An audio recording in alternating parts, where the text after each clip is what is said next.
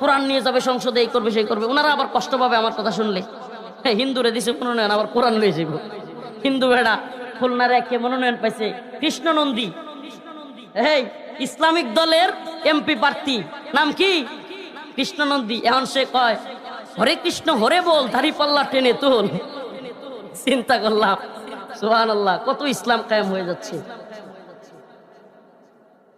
কোরআনে সুস্পষ্ট আয়াত,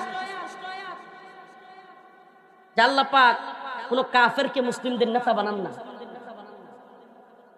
আল্লাহ পাক কাফেরদেরকে মুসলিমদের নেতা বানান না। কোন মুসলিমদের কর্তৃত্ব কাফেরদের হাতে দেন না। এই যে আলেমকে বাদ দিয়ে খুলনা একে এখন নেতা হইছে হিন্দু, আল্লাহ জানে এটা কোন ইসলাম। তো আমি নির্দিষ্ট কোন দলের পক্ষে বিপক্ষে এই জন্য বলতে চাই না। ইসলামপন্থীদের এই 3 মাস খুব সারা দেশে বিচরণ, ঠিক আছে, ওনারা চলতেছে, মুরব্বীরা মনে করতেছে কিছু একটা করে ফেলবে, আচ্ছা করুক, চেষ্টা তো করতে দিই।